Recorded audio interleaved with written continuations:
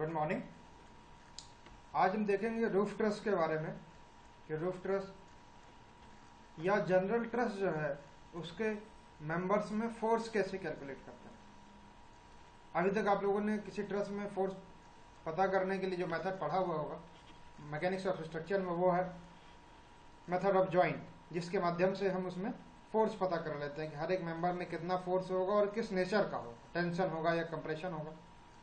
अब यहाँ पर हमको देखना है ग्राफिकल मेथड से कैसे पता करेंगे कि ट्रस के किसी मेंबर में कितना फोर्स आ रहा है और किस नेचर का आ रहा है, क्योंकि आपको पता है कि ट्रस में जो है वो या तो टेंसाइल फोर्स आएगा किसी मेंबर में या कंप्रेसिव फोर्स आएगा। तो अब हमें यहाँ पर ग्राफिकल मेथड के माध्यम से ये बात पता करनी है। चलिए देखते हैं ग्राफिकल मेथड से कैसे मेंबर्स में फोर्स पता करें। ये कुछ बेसिक रूल उसका लिखा हुआ है कि क्या क्या गाइडलाइंस या स्टेप्स हमको फॉलो करना है। ठीक है, ये एक बेसिक लाइंस है जिनके माध्यम से हम सॉल्व करेंगे। तो सबसे पहला स्टेप जो इसमें करना है, ये फर्स्ट है, find the reaction by sigma F Y is equal to 0 और sigma M A is equal to 0। A का मतलब है लेफ्ट हैंड साइड में जो पॉइंट होगा, किसी भी एक पॉइंट के रिस्पेक्ट में मोमेंट 0 करेंगे तो एक रिएक्शन निकलेगी, और sigma F Y is equal to 0 करेंगे तो इक्वेशन 1 और इक्वेशन 2, दो इक्वेशन बन जाएंगे। तो दो अननोन आपको पता चल जाएंगे। जनरली दो ही अननोन होते हैं ट्रस में, जनरली वर्टिकल फोर्स ही लगता है, तो हॉरिजॉन्टल डायरेक्शन में कोई फोर्स नहीं आता है। तो अगर ये इस तरीके से है आपका, ठीक है, ये ट्रस बना हुआ है, यहाँ पर कुछ फोर्स लगा हुआ है, इसके मेंबर्स जो है वो उस तरीके से बने हुए हैं, इस तरीके से कनेक्ट किया गया है, जुड़े हुए हैं।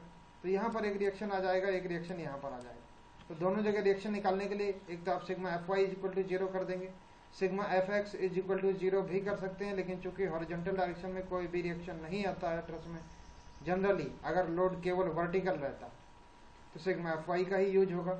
और दूसरा, मोमेंट किसी भी पॉइंट के रिस्पेक्ट में 0 कर सकते हैं अगर सपोर्ट यहाँ पर हिंज सपोर्ट जनरली रहता है, इधर रोलर सपोर्ट या हिंज सपोर्ट रहता है।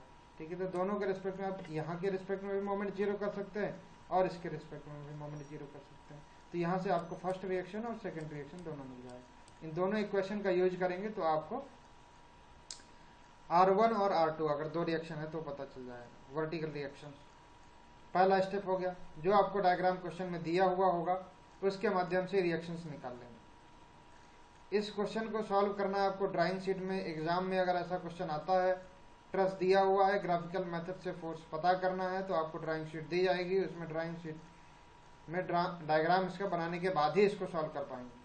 चलिए, पहला स्टेप हो गया, ये इसमें बेसिक जो मैकेनिक्स ऑफ स्ट्रक्चर में इक्वेशन लगाते थे उसी का यूज करना है। दूसरा part, firstly draw the given diagram eight suitable scale. मान लीजिए कि ये 5 मीटर या 10 मीटर है, ठीक है। अब इसको आपको ये जो डायग्राम दिया होगा आपको क्वेश्चन पेपर में, उसको ड्राइंग शीट में सबसे पहले उसी क्वेश्चन को बनाना है, लेकिन स्केल पर ही बनाना है। यानी 10 कोई स्केल ले लेंगे, जैसे 1 मीटर इक्वल टू 1 सेंटीमीटर, क्योंकि ड्राइंग शीट में 1 मीटर बनाना बहुत मुश्किल है, बन ही नहीं पाएगा, उतना साइज ही नहीं है उसका। तो हम अपने साइज के बेसिस पर उसको कन्वर्ट कर लेंगे। मान लीजिए 10 मीटर था तो अब कितना बनाना पड़ेगा, 10 सेंटीमीटर बनाना पड़ेगा, ठीक है। या 10 इंच दिया हुआ तो भी 10 सेंटीमीटर, अपने बेसिस पर सुटेबिलिटी के हिसाब से, जैसे कि हम ड्राइंग शीट में आसानी से बना सकें उस स्केल को ले लेना। अब उसको बना दिया, सेकेंड स्टेप हो गया। थर्ड स्टेप में क्या करना है, देखिए यहाँ पर सीधे फोर्स पॉलीगन कर लिख दिया मैंने। थर्ड स्टेप में हम नॉमेनक्लेचर करते हैं, नाम देते हैं उनकी, ठीक है। इन सबको अभी हम एग्जाम्पल के माध्यम से समझेंगे तो ज़्यादा अच्छे से पता चलेगा। तो इसके बाद जो एक स्टेप आता है उसमें यह है कि सभी का नाम लिखना है, हमें मेंबर्स के नाम देने हैं, ट्रायंगल्स के नाम देने हैं। जब वो पता चल जाएगा तो इसके बाद हमको फोर्स पॉलीगन बनाना है। इसके नीचे अब हम एक फोर्स पॉलीगन बनाएंगे, ठीक है। वो कुछ इस तरीके से बन जाएगा, जो भी आपका मेंबर होंगे जिस तरीके से भी होगा वो आपको पता चल जाएगा। फोर्स पॉलीगन कैसे बनाना है, फोर्स पॉलीगन मतलब ये है कि जो आपका वेट इसमें दिया हुआ है, मान लीजिए 100 किलो न्यूटन दिया हुआ है, ठीक है। तो ये जो 100 किलो न्यूटन दिया हुआ है उसको लेंथ के फॉर्म में कन्वर्ट कर लेना है। एज्यूम कर लेना है कि 10 kilo newton is equal to 1 centimetre, अगर यहाँ के हिसाब से देखेंगे, क्योंकि 10 सेंटीमीटर आसानी से बना सकते हैं। तो अगर 100 किलो न्यूटन दिया हुआ है तो हम क्या कर लेंगे, 10 किलो न्यूटन को 1 सेंटीमीटर मान लेंगे। इसी तरीके से जैसा भी लोड दिया होगा उसके बेसिस पर हम पहले उसको कन्वर्ट कर लेंगे, फिर जो लोड है उसको किसके फॉर्म में बना लेंगे, लेंथ के फॉर्म में बना देंगे। 10 सेंटीमीटर पे 10 सेंटीमीटर 5 सेंटीमीटर जो भी बनाना है उस तरीके से। ये हो गया आपका फोर्स पॉलीगन बन जाएगा। अब फोर्स पॉलीगन बनाते टाइम सबसे पहले क्या बनाना है, वर्टिकल लाइन बनाना है, इसके बाद में पैरेलल लाइन से बनाना है। ये जो फोर्स पॉलीगन बनेगा इसकी हर एक लाइन उसकी करस्पॉन्डिंग लाइन के पैरेलल होगी। अगर ये लाइन है, जैसे ये हॉरिजॉन्टल लाइन है तो ये हॉरिजॉन्टल लाइन के पैरेलल होगी, ये इंक्लाइन लाइन है तो ये इसके पैरेलल होगी। यानी पैरेलल लाइन से ही बनाना है। सबसे पहले वर्टिकल लाइन बनाएंगे, उसके बाद पैरेलल लाइन। पैरेलल लाइन में से पहले हॉरिजॉन्टल लाइन बनाएंगे, उसके बाद बाकी दूसरी, जैसे सबसे फर्स्ट में वर्टिकल, फिर हॉरिजॉन्टल, फिर इसके बाद पैरेलल लाइन। ठीक है। इसके बाद डायरेक्शन पता करना, डायरेक्शन ऑफ फोर्स पता करना है। उसको कैसे पता करना होता है, जनरली जिस पॉइंट पर हमें, जैसे एक मेंबर में फोर्स पता करना है तो मेंबर में फोर्स कैसे पता करते हैं, उसके जॉइंट के माध्यम से, कि एरो जो है वो जॉइंट की तरफ आ रहा है या दूर जा रहा है। अगर उस मेंबर में एरो जो बना हुआ है वो जॉइंट के पास में आ रहा है दोनों तरफ, तो इसका मतलब ये है कि उसमें कंप्रेशन फोर्स आ रहा है। अगर जॉइंट से दूर जा रहा है, अवे फ्रॉम द जॉइंट, तब इसका मतलब है कि उसमें टेंशन फोर्स आ रहा है। ये हम कैसे पता करेंगे, उस जॉइंट पर थंब रख देंगे, थंब को क्लॉकवाइज डायरेक्शन में घुमाएंगे, थंब को उस जॉइंट पर रख देंगे, अपनी फिंगर्स को क्लॉकवाइज डायरेक्शन में घुमाएंगे, तो उसके माध्यम से जो डायरेक्शन होगा वहां से पता चल जाएगा। ये सब अभी हम क्वेश्चन के माध्यम से देखने वाले। इसके बाद में जब हमको डायरेक्शन भी पता चल जाएगा, मेंबर का फोर्स भी पता चल जाएगा, तो हमें फाइनली क्या पता चल गया कि फोर्स आ गया 5 किलो न्यूटन किसी मेंबर में, और ये भी पता चल जाएगा कि वो टेंसाइल है या कंप्रेसिव है। यही अल्टीमेटली निकालना था। फोर्स निकालना है किसी मेंबर में, यानी उसका मैग्नीट्यूड निकालना है और उसका नेचर पता करना है। मैग्नीट्यूड यानी 5 किलो न्यूटन, नेचर यानी टेंशन या कंप्रेशन, जो भी फोर्स होगा। डायरेक्शन के लिए यहाँ मैंने बेसिक एक दिखाया है कि अगर ये कोई एक मेंबर है, इसके दो जॉइंट होंगे, हर एक मेंबर के दो जॉइंट होते हैं। अब अगर हमने फोर्स का डायरेक्शन पता किया, इधर भी एरो दूर जा रहा है, इधर भी दूर जा रहा है, arrow away from the joint, इसका मतलब उसमें टेंसाइल फोर्स लग रहा है।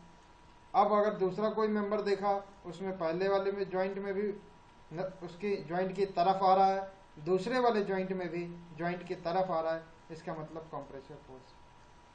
तो अवे फ्रॉम जॉइंट होगा, इसका मतलब टेंसाइल फोर्स है, और टूवर्ड्स द जॉइंट होगा यानी कंप्रेसिव फोर्स। ऐसा नहीं होगा कि दोनों ही जॉइंट में इस तरीके का नेचर या इस तरीके का नेचर, ये कभी नहीं हो सकता, क्योंकि या तो दोनों जॉइंट से दूर जाएगा या दोनों जॉइंट की तरफ आएगा। ऐसा नहीं हो सकता कि एक जॉइंट से फोर्स दूर की तरफ जाएगा, दूसरी तरफ से एरो जो है उसकी तरफ आएगा, तो उससे जो है कोई भी रिजल्ट नहीं निकल पाएगा। अगर ऐसा आ रहा है मतलब आपने कुछ गलत किया हुआ। ठीक है, तो ये दोनों ही रॉन्ग इंटरप्रिटेशन। अगर आपके डायग्राम बनाते समय इस तरीके के एरो बन रहे हैं एक ही मेंबर में, एक ही मेंबर का एक जॉइंट ये है, दूसरा जॉइंट ये है, तब ऐसा एरो अगर बन रहा है इसका मतलब गलत है, या ऐसा बन रहा है तो भी गलत। दोनों तरफ सेम नेचर का एरो आना चाहिए, या तो वो जॉइंट के तरफ आएगा या जॉइंट से दूर जाएगा। डायरेक्शन पता करने के लिए देखिए, put the thumb at the joint and move clockwise and see the direction of fingers. हमारी फिंगर किस डायरेक्शन में जा रही है उससे पता चल जाएगा। चलिए, ये सब तो थ्योरी था। अब इसको हम क्वेश्चन के माध्यम से देखते हैं। Find the force in the member of truss by graphical method. ये देखिए, ये क्वेश्चन आपको दिया हुआ है, आपके एग्जाम में ये क्वेश्चन आ गया है। ये इतना सा पार्ट दिया हुआ है, तो जब एग्जाम में दिया हुआ होगा तो हो सकता है उसमें जॉइंट के बारे में लिखा हो कि इस जॉइंट का नाम क्या है, पी है, आर है, क्यू है। यहाँ पर इसका देखिए साइज लिखा हुआ है 7 इंच है, ये 4 इंच है, ये 4 इंच। ठीक है, ये इसमें 3 मेंबर हैं, पी आर, आर क्यू और पी क्यू। ठीक है, अब ये डायमेंशन आपको क्वेश्चन में दिया हुआ है। अब आपको निकालना है पी आर में कितना फोर्स आ रहा है, आर क्यू में कितना फोर्स आ रहा है, और क्यू पी में या पी क्यू में कितना फोर्स आ रहा है, और किस नेचर का आ रहा है। ये हमारा टास्क है with the help of graphical method. तो सबसे पहला काम क्या करना है, फोर्स निकाल लेना है। फोर्स निकालने के लिए यहाँ पर क्या करेंगे, आरपी निकालना है और आरक्यू निकालना है। यहाँ पर सपोर्ट बना होगा, या तो फिर रिएक्शन का ऐसा सिंबल बना, R1 और R2 भी कह सकते हैं। तो किस तरीके से निकालेंगे, तो सबसे पहले देखिए क्या करेंगे, sigma F Y equal to 0 करेंगे तो RP plus RQ equal to कितना हो जाएगा। ये ऊपर की तरफ लगने वाले फोर्स है, नीचे की तरफ केवल 10 लग रहा है, तो पहली इक्वेशन बन जाएगी RP plus RQ equal to 10। ठीक है, RP plus RQ equal to 10 हो जाएगा।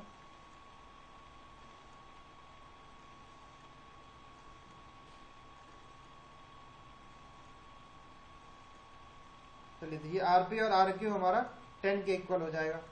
इसके बाद में क्या करना है, एक और इक्वेशन चाहिए, क्योंकि दो अननोन है, आरपी और आरक्यू दोनों ही अननोन है। एक इक्वेशन बन गई। दूसरी इक्वेशन कैसे बनेगी, या तो पी पॉइंट के रिस्पेक्ट में मोमेंट जीरो कर दीजिए या फिर क्यू पॉइंट के रिस्पेक्ट में मोमेंट जीरो कर दीजिए। ठीक है, तो यहां पर हमने अभी पी पॉइंट के रिस्पेक्ट में मोमेंट जीरो कर दिया है। Sigma M P is equal to zero, तो P is equal to zero, sigma M P zero करेंगे तो इसका मतलब क्या होगा, आप क्लॉकवाइज को अगर पॉजिटिव ले लेते हैं, एंटी क्लॉकवाइज को नेगेटिव ले लेते हैं, तो 10 इंटू 7 इंच, 10 इंटू 7, तो वो कितना हो जाएगा, प्लस में हो जाएगा। यहाँ पर कोई फोर्स अभी लगेगा तो उसकी वजह से मोमेंट जीरो होगा। 10 पर पहुंच गए, इसके बाद में आर क्यू पर आ जाएंगे, तो आर क्यू की वजह से एंटी क्लॉकवाइज लगेगा पी जॉइंट पर, आर क्यू इंटू 11 हो जाएगा, तो R Q into 11 is equal to zero. तो 10 into 7 minus R Q into 11 is equal to zero. ये क्वेश्चन आप लिख ही ले रहे होंगे सभी लोग, अप्लाइड मैकेनिक्स या मैकेनिक्स ऑफ स्ट्रक्चर में आप लोगों ने पढ़ा ही होगा, बेसिक इक्वेशन लगाना है। Sigma M Q is equal to zero भी कर सकते थे, कोई भी एक इक्वेशन आपको यूज कर लेना मोमेंट की। इन दोनों इक्वेशन को सॉल्व कर लीजिए तो आपको आरपी और आरक्यू मिल जाएगा। मोमेंट की इक्वेशन देखिए क्लियर है, जो फोर्स जितने भी लग रहे हैं, इस जॉइंट के रिस्पेक्ट में मोमेंट हमने जीरो किया है, तो इससे दूर जाइए, जितने भी फोर्स लग रहे होंगे ऊपर या नीचे, सभी की वजह से मोमेंट लेना है। पी पॉइंट पर अगर क्लॉकवाइज आएगा तो हमने पॉजिटिव ले लिया है, तो जो एंटी क्लॉकवाइज आएगा उसको नेगेटिव ले लेंगे। फोर्स इनटू उस लाइन की, ठीक है, उस लाइन का पी पॉइंट से डिस्टेंस 7 और 11। यहां से सॉल्व किया तो हमको आर क्यू मिल गया 6.36, फिर इसको इक्वेशन नंबर 1 में रख दिया तो आरपी मिल गया। अब आरपी और आरक्यू मिल गया, फर्स्ट स्टेप कंप्लीट हो गया है हमारा। अब क्या करना है, वो जो डायग्राम अभी हमने क्या हुआ था, जो क्वेश्चन पेपर में दिया हुआ था उसी से सॉल्व कर लिया। अब इस डायग्राम को हमें एक निश्चित स्केल पर बनाना है, तो क्या स्केल लेंगे, देखिए 7 इंच बनाना थोड़ा मुश्किल है, हम क्या करेंगे, उसको सेंटीमीटर के फॉर्म में कन्वर्ट कर लें। 1 इंच को 1 सेंटीमीटर स्केल ले लेते हैं, तो 7 सेंटीमीटर ये हो जाएगा, 4 सेंटीमीटर 11 सेंटीमीटर आसानी से बना सकते हैं। देखिए इसमें ये ध्यान देना है कि डायग्राम में आप जितना बड़ा बनाएंगे उतना अच्छा डायग्राम बनेगा और उतना ही क्लियर रिजल्ट आएगा, क्योंकि यहाँ ग्राफिकल मेथड है। 1 मिलीमीटर का भी डिफरेंस आ जाएगा तो देखिए 1 इंच के बराबर हो जाएगा। ठीक है, तो ये तो बेसिक डायग्राम है। जब फोर्स पॉलीगन बनाएंगे उसको बड़ा से बड़ा बनाने की कोशिश, क्योंकि मेजरमेंट अल्टीमेटली हम कहाँ से लेने वाले हैं, फोर्स पॉलीगन से। तो पहले इस डायग्राम को हम निश्चित स्केल पर बना लेते हैं। 1 inch is equal to 1 centimetre ले लिया हमने, इसी डायग्राम को बना दिया। तो देखिए हमने यहाँ पर एक स्केल ले लिया है, 1 inch is equal to 1 centimetre, हमने ये डायग्राम फिर से बना दिया। ये एक सुटेबल स्केल पर बना दिया हमने। ये 10 किलो न्यूटन दिया हुआ था, ये हमने सॉल्व कर लिया, 3.64 आ गया था, ये 6.36 आ गया था। अब ये जो एरो बने हुए हैं इन पे ध्यान नहीं देना है, ये एरो हमें बाद में बनाना है। ठीक है, सबसे पहले स्टेप में सिर्फ ये ट्रायंगल बना देना है। क्या फोर्स दिया हुआ, 10 किलो न्यूटन हमको दिया हुआ था, ये हमने रिएक्शन कैलकुलेट कर लिया है, सिर्फ इतना बना लेना है। अब क्या करना है, जो जॉइंट वाला नाम दिया हुआ था उसको नहीं लिखना है यहाँ पे, अभी जरूरत नहीं है, हमें अलग से नाम देना है। और जो थर्ड स्टेप से पहले काम करना है वो अलग से हमको नाम देना है। तो नाम कैसे भी दे सकते, इससे कोई प्रॉब्लम नहीं है, एक रूल के अकॉर्डिंग देंगे तो थोड़ा सा सही रहेगा, आपको भी याद रहेगा। जैसे हमने क्या किया, ABC दे दिया मेंबर्स का नाम, और जो ट्रायंगल है उनका नाम दे दिया 1 2 3। तो यहाँ पर पूरे में देखिए एक ही ट्रायंगल है, इसका नाम 1। सबसे पहले नाम कहाँ से स्टार्ट करना है, मेंबर से, आउटर पोर्शन से, और क्लॉकवाइज में जाते जाइए। तो ये आउटर वाला जो मेंबर है उसका नाम है A।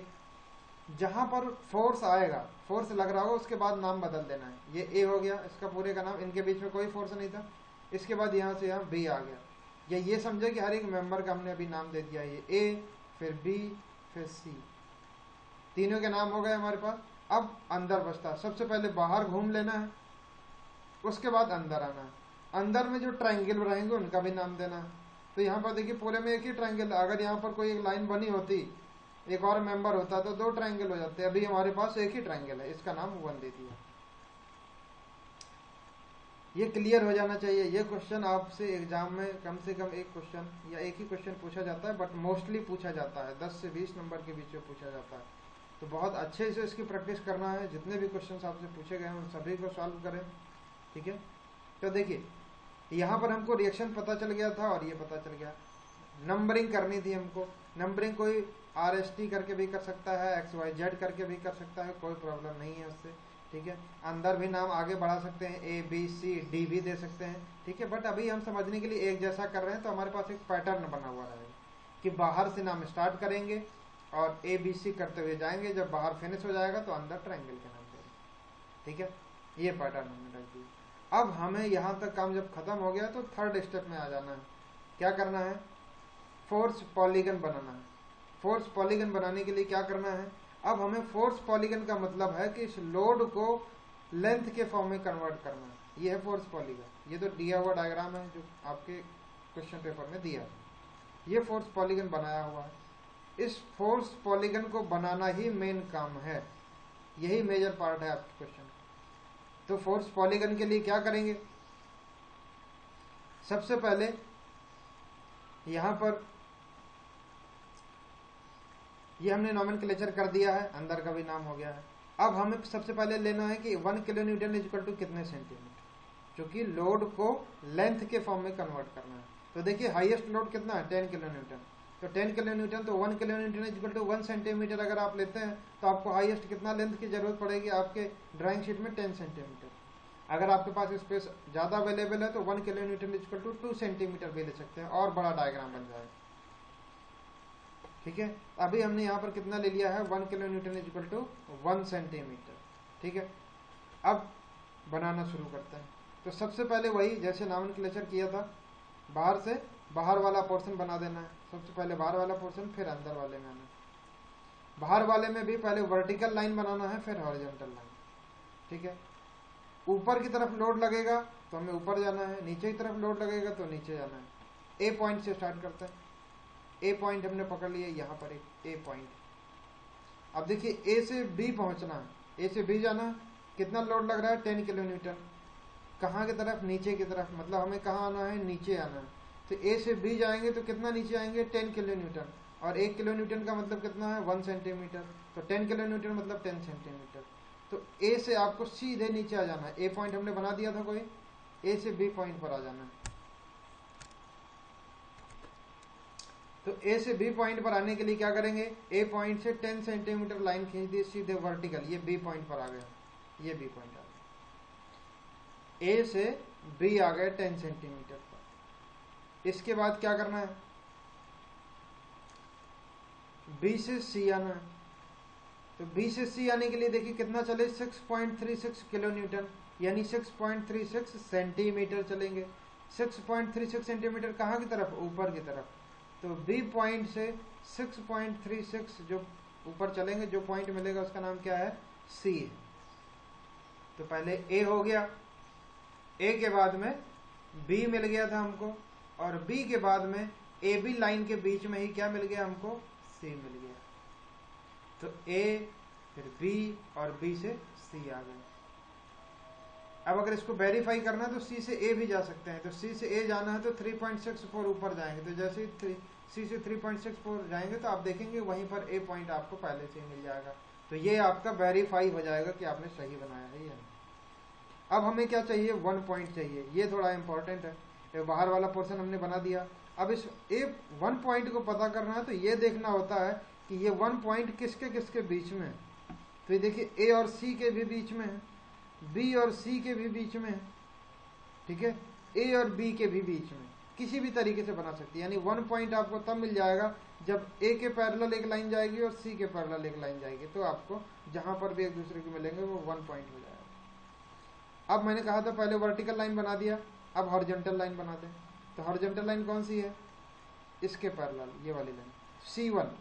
तो C1 अगर लाइन बनाना है तो C से स्टार्ट होगा और इस लाइन के पैरेलल जाएगा, लेकिन कितना दूर जाएगा ये नहीं पता।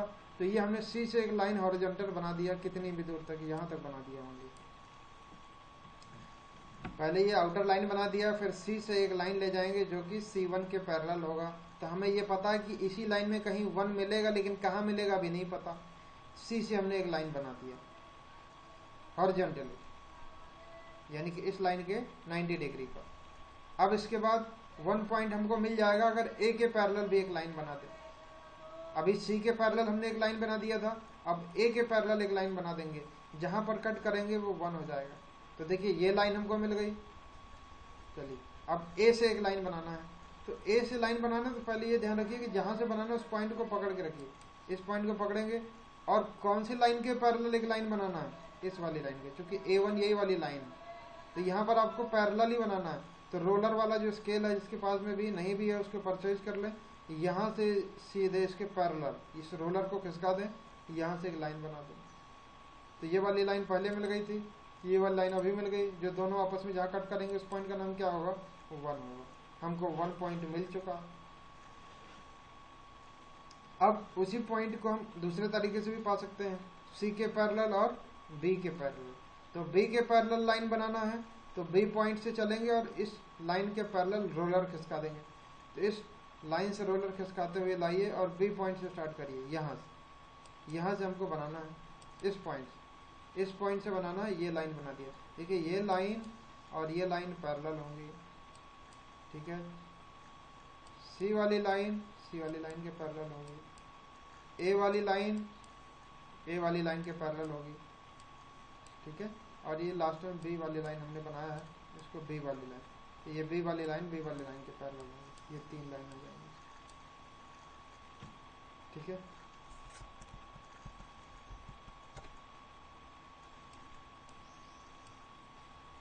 इस तरीके, तो ये वाली लाइन इसके पैरेलल, A1 वाली A1 के पैरेलल, B1 वाली लाइन B1 के पैरेलल।